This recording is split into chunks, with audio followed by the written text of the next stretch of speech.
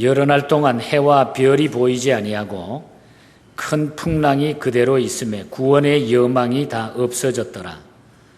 여러 사람이 오래 먹지 못하였음에 바울이 가운데 서서 말하되 여러분이여 내 말을 듣고 그레레에서 떠나지 아니하여 이 타격과 손상을 면하였다면 좋을 뻔하였느니라.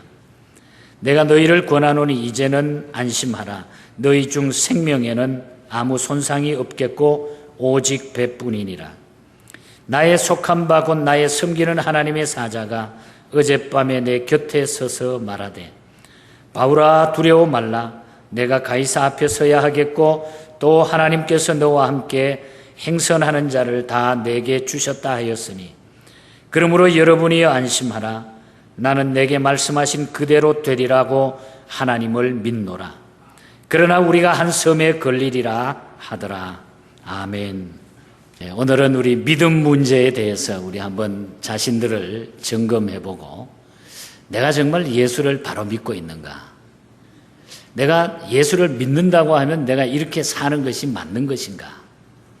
한번 이런 문제들을 우리 스스로 말씀 속에 한번 비추면서 우리의 믿음을 다시 한번 점검할 수 있는 시간 되기를 바랍니다. 유일신 종교가 있고 다신론 종교가 있습니다. 믿고 의지할 대상은 한 분뿐이라고 믿고 한 분이신 하나님만을 섬기는 것이 바로 유일신앙이고 유일신 종교인 것입니다. 그리고 다신교라고 하는 것은 섬기는 대상에 제한이 없습니다. 자연도 숭배의 대상이 되고 사람도 경배의 대상이 됩니다. 그러니까 사람이 깎아 만들어 부어 만든 것도 신으로 경배하고 뭐 돌멩이라든지 나무라든지 뭐 산천초목 그 무엇도 신이 된다. 신이 될 수 있다. 그래서 그것을 신으로 섬기는 것이 다신교고 다신론 신앙 사상인 것입니다. 강한 신앙, 강한 민족, 강한 집단을 형성하려고 한다고 하면은 유일신 신앙을 꼭 소유해야만 하는 것입니다. 그리고 중요한 것은 유일신 신앙이라고 하더라도 그 신앙의 대상인 신이 살아 계시는가, 그 신이 생명을 줄 수 있는가, 인간을 구원할 수 있는가, 응답할 수 있는가 등의 문제들이 검증되어야 그것이 정말 우리를 구원할 수 있는 유일신 신이 될 수 있는 것입니다. 유일한 존재며 삶에서 응답해 주시며 우리를 구원하고 영원한 생명을 주실 수 있는가? 자, 그러면은 이 생명을 주시는 신이 과연 누구일까? 누구입니까, 여러분? 내가 믿는 하나님이다. 내가 믿는 하나님이다. 여러분 그렇게 확신하십니까? 내가 믿는 하나님. 하나님을 믿노라. 오늘 내가 믿는 하나님. 이 신앙을 가장 분명하게 고백하고 천명했던 사람이 있습니다. 저는 두 사람을 이 시간 말씀을 드리고 싶습니다. 첫 번째는 구약의 한 사람, 이스라엘의 두 번째 왕이었던 다윗입니다. 그는 시편을 읽어보면은 시편에서 주는 나의 반석, 주는 나의 소망, 나의 생명, 나의 피난처, 나의 산성, 나의 피할 바위, 나의 목자, 나의 영생이라 이렇게 고백을 했어요. 그리고 그 믿음으로 일생을 살았고 나라를 다스렸고 하나님을 섬겨서 그는 결국은 성공적인 왕이다. 모든 사람이 우러러볼 수 있는 성군으로 하나님이 그를 인정했습니다. 그리고 신약에 와서는 다른 한 사람은 사도 바울입니다. 오늘 이 본문에 나오는 바울이라고 하는 사람입니다. 오늘 본문 23절에 보면은 그는 나의 속한 바 곧 나의 섬기는 하나님의 사자가 어젯밤에 내 곁에 서서 말했다.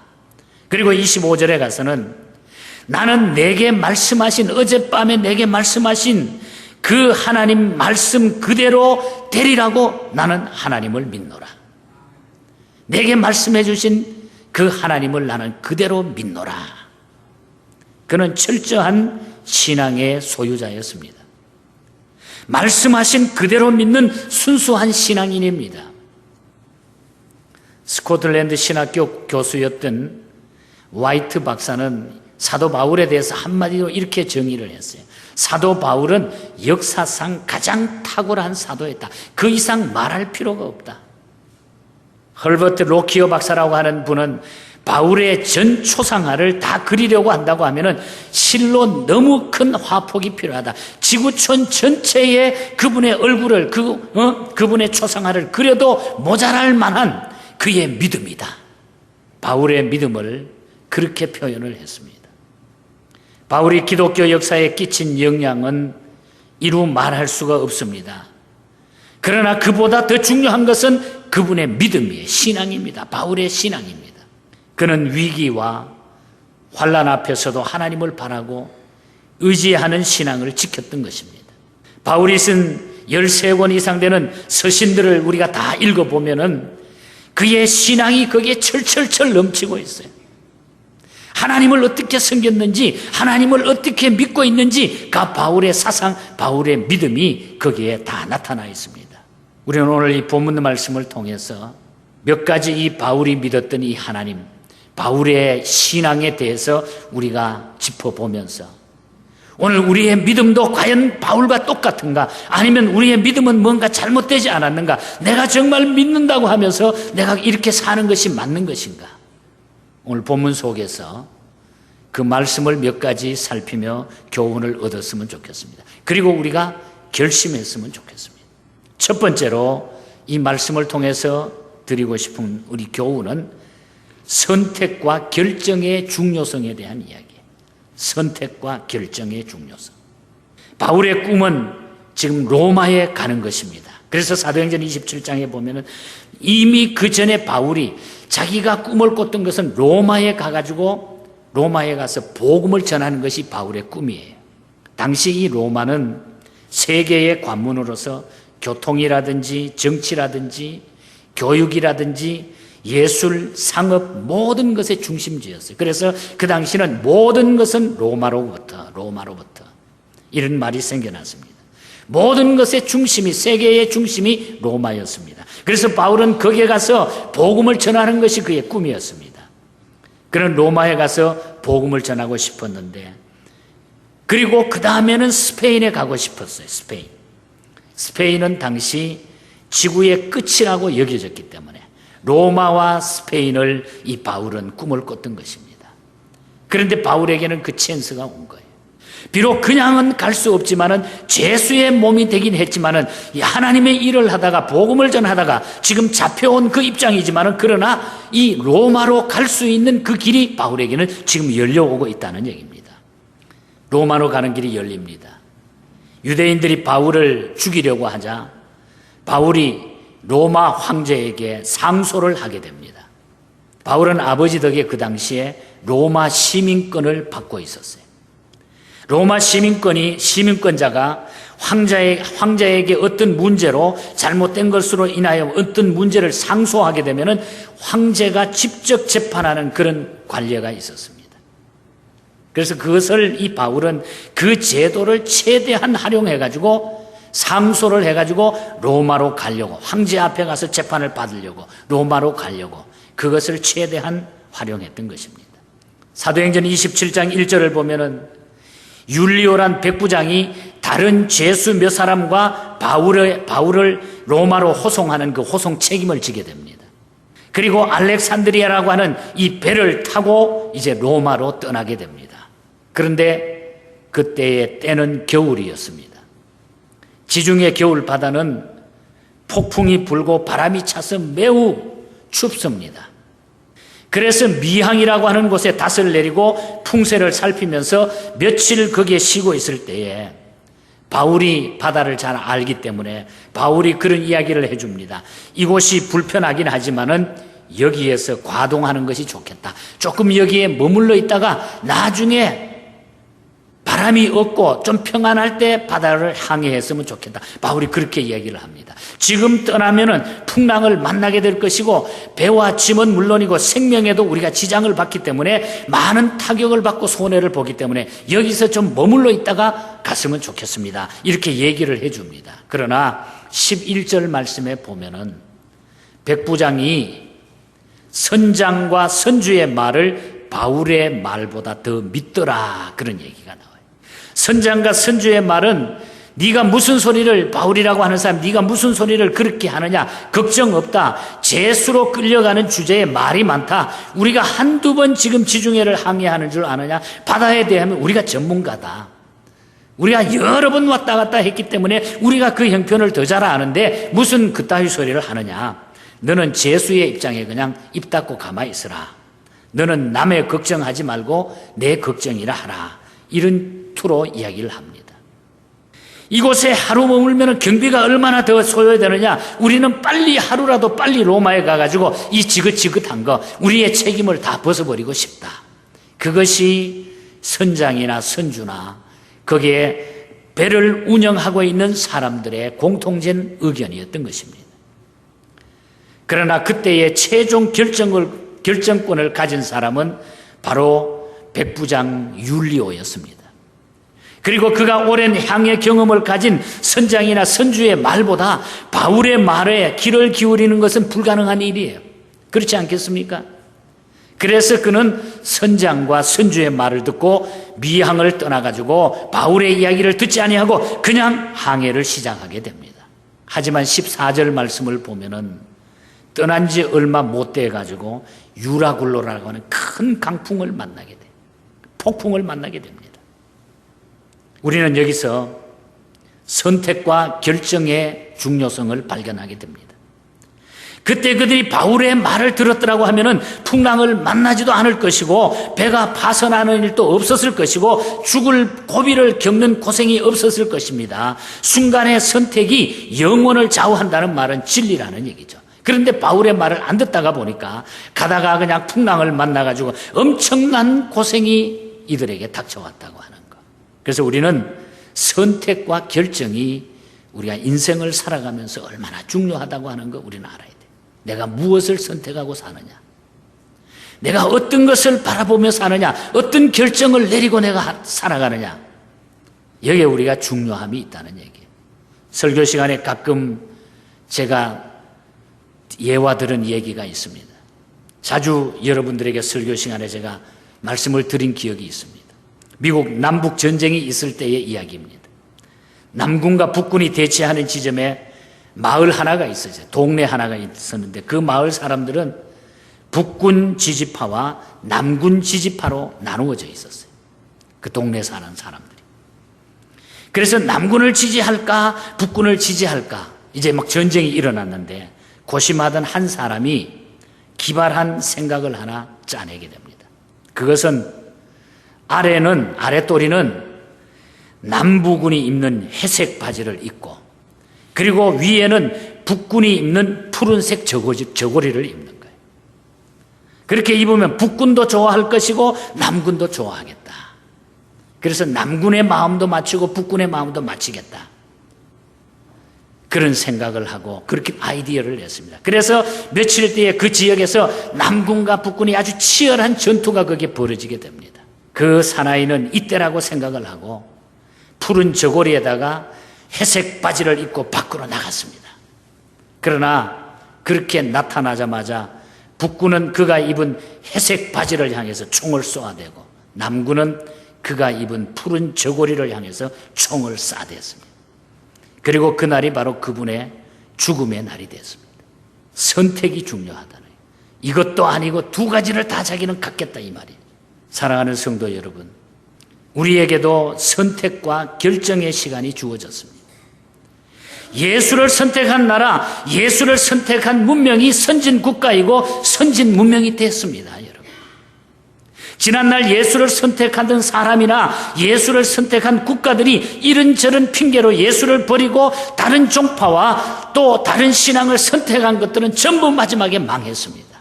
다 퇴보했습니다. 지구촌에서 이름까지 없어지는 이런 경우를 우리는 보게 됐습니다. 자, 중요한 것은 결과입니다. 선택의 결과입니다.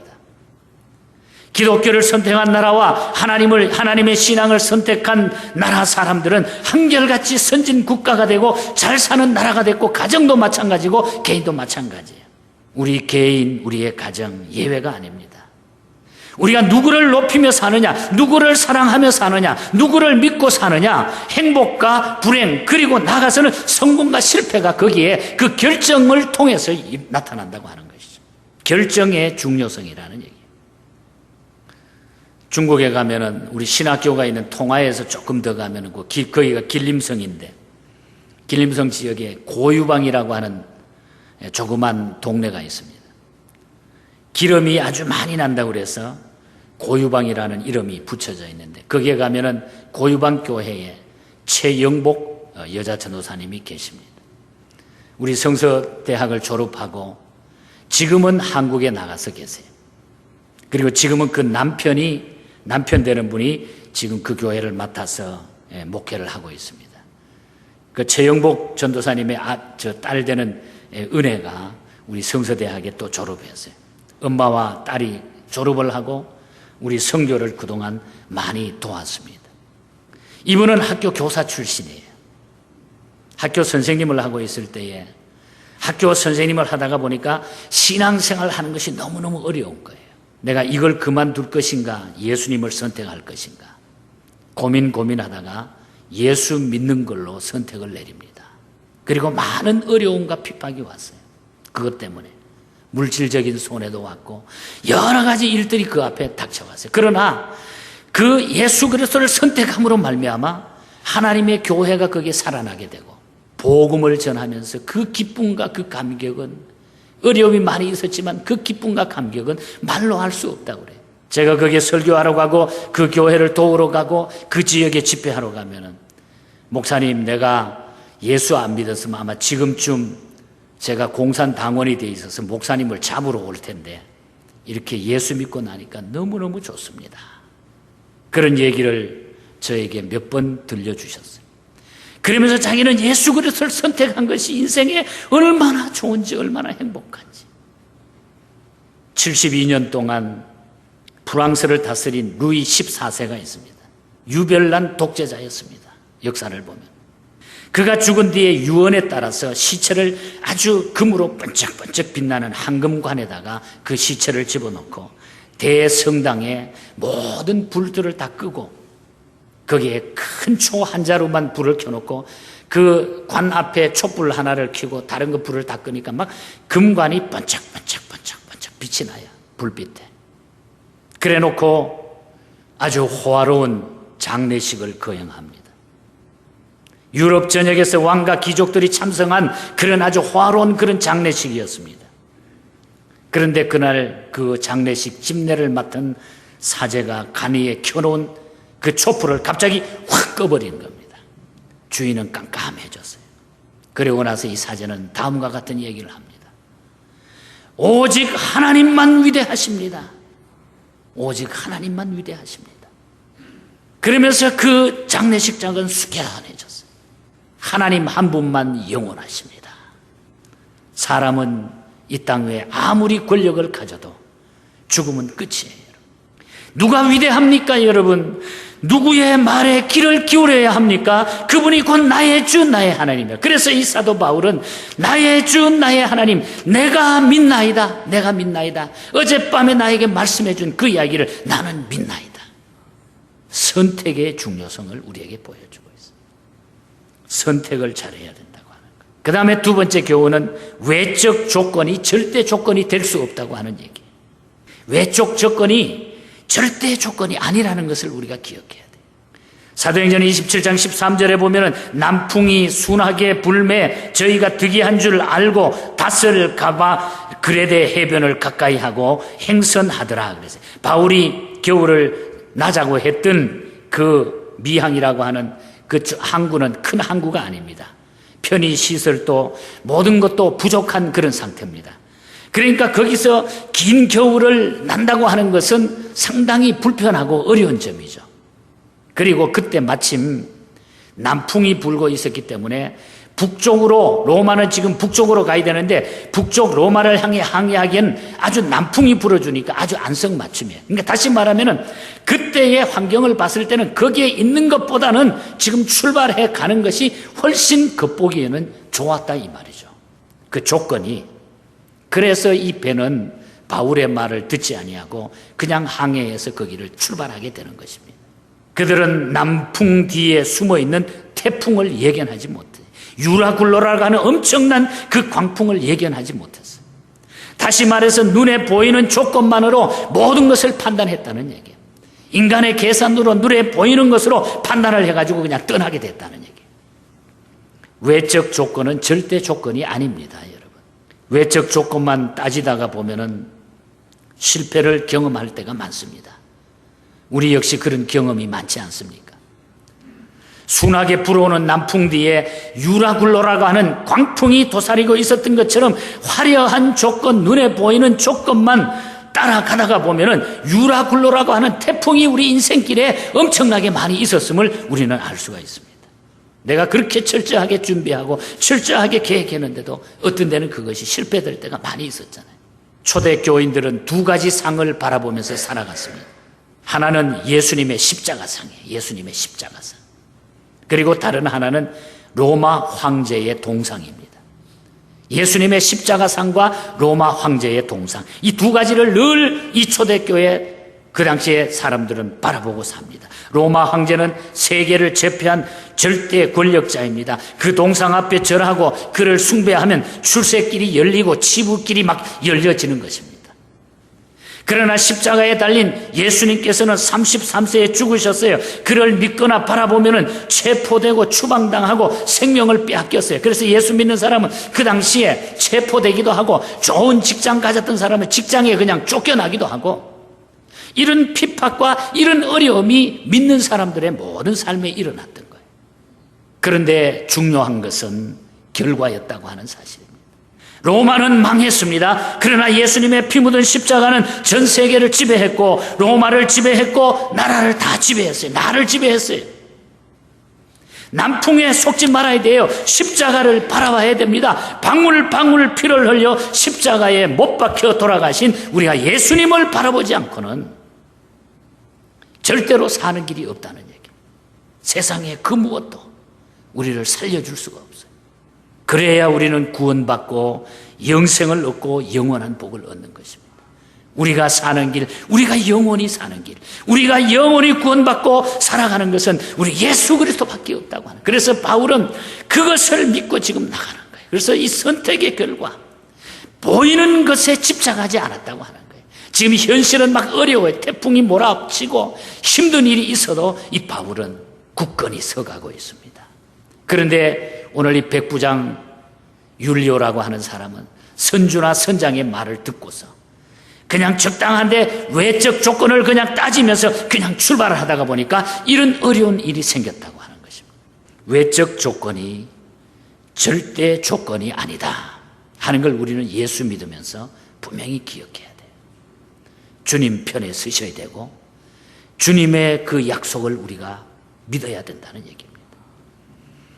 마지막으로 세 번째로는 버릴 것은 버리고 하나님을 바라보아야 된다는 교훈이. 버릴 것은 버리고 하나님을 우리가 바라봐야 돼. 15절 이하를 보면 그 당시 상황이 설명되고 있습니다. 배는 바람에 밀리고 연장은 내버리고 기구와 짐도 다 버렸어요. 이제 그렇게 출발한 길이 가다가 보니까 풍랑을 만나게 되니까 사람들이 우왕좌왕합니다. 그러다가 보니까 배를 일단 가볍게 해야 되니까 처음에는 뭐 짐들, 필요 없는 짐들부터 하나씩 버리기 시작해요. 그러나 계속적으로 풍랑이 불고 견딜 수가 없고 토하고 넘어지고 상처가 나니까 그 다음에는 안 되겠다 그래서 전부 가지고 있는 중요한 짐들까지 다 바다에 던집니다. 왜? 생명이 중요하기 때문에 살아야 되니까. 그래서 가지고 왔던 짐들을 몽땅 다 바다에 던지게 됩니다. 이제 사람과 배만 남게 되었습니다. 20절 말씀에 보면 구원의 여망이 없어졌더라. 절대 절망 앞에 서게 됐다는 거예요. 이제는 죽게 됐어요. 구원할 길이 없어요. 구원을 바라보는 여망이 없었다. 죽는 길밖에 없었다. 이런 얘기입니다. 그때에 바울이 소리를 칩니다. 여러분, 바울이 소리를 칩니다. 여러분 안심하십시오. 여러분 안심하십시오. 어젯밤에 하나님께서 나에게 말씀했는데 우리 생명을 살리겠다고 말씀했습니다. 우리의 생명을 살려주시겠다고 말씀했습니다. 나는 내 하나님을 믿습니다. 내게 말씀하신 그대로 되리라고 나는 하나님을 믿습니다. 바울이 그 이야기를 하는 거예요. 여러분 걱정하지 마십시오. 어젯밤에 하나님께서 우리 생명 손 안 댄다고, 우리 생명에는 지장이 없다고 말씀해 줬는데 나는 그렇게 그대로 되리라고 믿습니다. 여러분 안심하십시오. 선장도 선주도 선원도 기관장도 갑판장도 백부장도 힘이 없었어요. 여러분, 해결할 길이 없었어요. 그 어떤 것도 할 수 없었어요. 여러분, 그 어려움을 극복하기에는. 그러나 바울은 하나님을 바라보았습니다. 하나님을 바라봤어요. 인간은 유한합니다. 제한적입니다. 여러분, 지진도 화산 폭발도 산불도 홍수도 가뭄도 막지 못해요. 대단한 것 같죠, 우리 인간. 건강하다고 큰 소리치고 우리가 대단한 건데 나는 뭐든지 내가 할 수 있다, 나는 안 죽을 것처럼 생각하지만 갑자기 병원 가서 진단받고 병세가 딱 나오면 꼼짝 못하는 거예요. 그렇게 약한 거예요. 질병도 실패도 고통도 우리 인간은 막을 수가 없어요. 여러분. 그러나 우리 하나님은 말씀하십니다. 내가 너를 도우리라, 내가 너를 살리리라, 내가 너를 치유하리라, 내가 너를 지키리라, 내가 너를 승리케 하리라, 내가 너를 영원토록 사랑하고 영원토록 지켜주리라. 우리 하나님이 약속을 해주신 거예요. 여러분 이 말씀을 믿습니까? 여러분, 내가 너와 함께 하리라, 내가 너를 지키리라. 사랑하는 성도 여러분, 나를 버리십시다. 나를 버려야 돼. 내 경험, 내 기술, 내 고집, 내 경륜, 내 방법을 하나님 앞에 버려야 됩니다. 그리고 교만을 버려야 돼. 교만. 내가 뭔가는 할 수 있다고 하는 교만을 버려야 돼. 하실 수 있는 분은 우리 하나님밖에 없습니다. 십자가에 높이 달려 돌아가신 예수님을 우리는 바라봐야 됩니다. 그리고 다시 사신 그 주님을 바라봐야 됩니다. 하나님은 그날 그 배에 탔던 276명의 생명을 한 사람도 죽지 않게 그 약속대로 그대로 보호해 주셨어요. 그래서 276명은 바울의 이야기대로 풍랑이 잔잔해지게 되고 결국은 276명이 로마에 그대로 도착하고 바울은 그 로마에 가서 가이사라고 하는 황제 앞에서 담대하게 주의 복음을 전하는 하나님의 놀라운 역사를 끝에 감당하게 되는 것입니다.